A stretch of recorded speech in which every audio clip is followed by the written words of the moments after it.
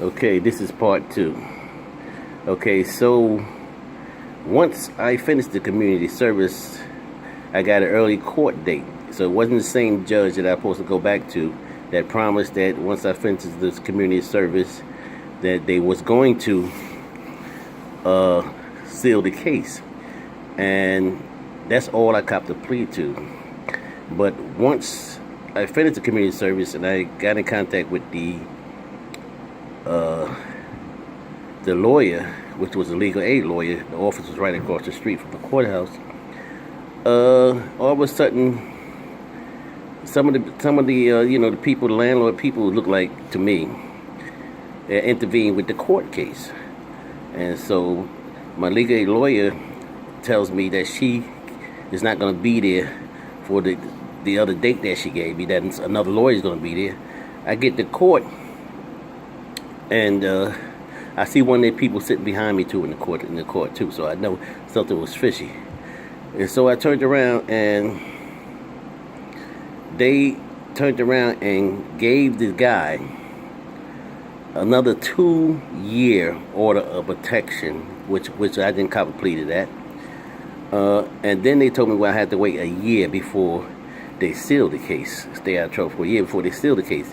And the other judge told me they was going to just seal the case as soon as I finished community service. So that was something they did. But in any event, so I'm at the drop-off center, and now they're coming inside the drop-off center with all kind of corruptions and stuff like that.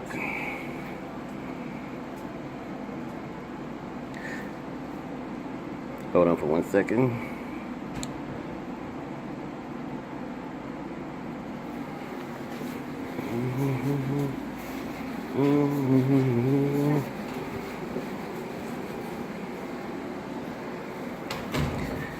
I'm at work, so I have to watch out for stuff going on. Yeah, so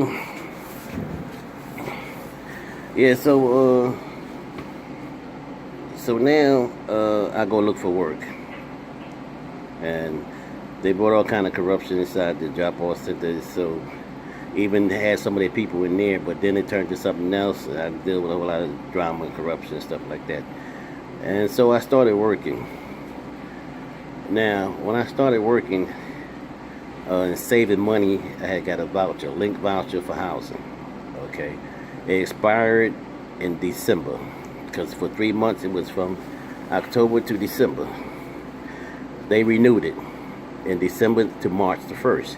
But I noticed that they started giving me a lot of hours, like 40 hours a day. I was working 40 hours a week. 40 hours a week I was working.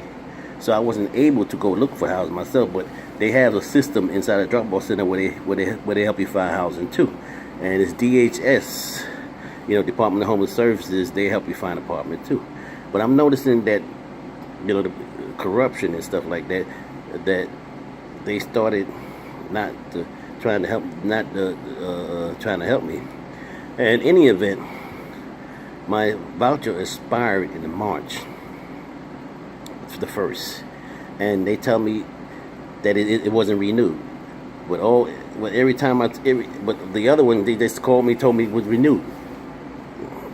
But I asked, first they saying that to me about it. When I tried to ask them about it, first they're telling me, oh, you need to go look for houses. I said, well, my voucher expired. I need to have the renewed version.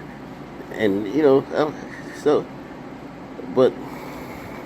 now I don't know what's going on. But see, being that I accumulated a little change that I saved up, I'm trying to get out of here, but I can't get out of here without the voucher. And now it seems like I lost my job site around the same time that the voucher expired. Like some type of conspiracy is going on. And so now I got time to look for an apartment, but there's no voucher. And then they keep bringing people in there. The people in here who's trying to find ways to rob me and steal the money that I saved up. And it's a whole lot of conspiracy, corruption and stuff. Staff members at the place, staff members at the bed site involved. It's a whole lot of mess, And so yesterday I just went back to, I remember where I came from. Grand Central Station, sleeping at Grand Central Station, hanging out in Grand Central Station and Bryant Park and stuff like that. You know, it's like, you know, I believe I might end up the same way. You know, now I have a choice to maybe I jump out of here, but I can't afford an apartment. So the only thing I can afford is a room. Then I get back in the same room situation. Now I've been dealing with all that drama for 14 years before it ended the way I ended. You know, I got tossed out into the snow in the winter. In the winter, 2 snowstorms. I found a drop-off center after the last snowstorm, which was Easter. A couple days after Easter, I was out there in the snowstorm. 2 snowstorms in the winter, from beginning of February until April. So I was out there for a little over 2 months, sleeping in the streets in the snow and everything in the winter and stuff, with nothing at all.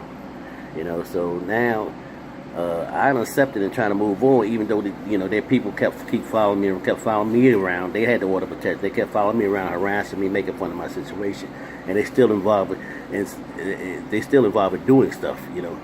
But all I'm saying is that, so from here, I may have to leave New York, you know, because I ain't ready to get back into no control room situation where if you get the professional to go in there and figure out how many ways a person's privacy could be invaded, that I can give them several occasions where it happened, whether it be through TV, phone, you know, through the walls, you know, hitting cameras, you know, following you in the bathrooms and showers and all kind of crazy stuff, you know.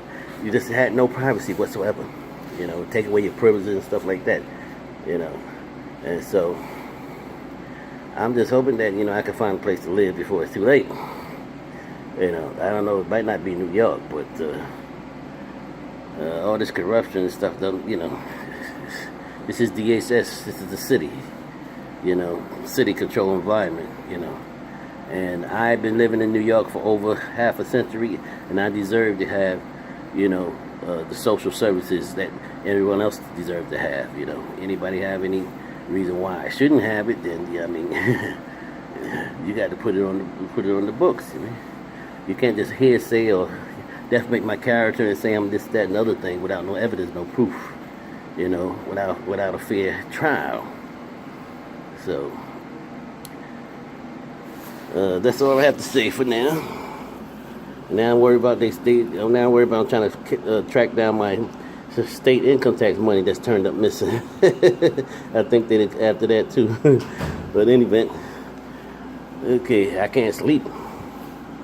Every time I sit down and try to sleep in the place, in the chairs, because we don't go to bed to about 8 o'clock at night, bus to the beds. They creep up behind me, try to go in my pockets and stuff like that, you know. They sending people, strange people, they sending people out of nowhere. They just come in one day, they send them to my bedside, you know, like they getting down with the old cats who's at the bedsides and stuff, trying to find ways to rob me. I mean, it is crazy. You know, it's time for me to get out of that type of life.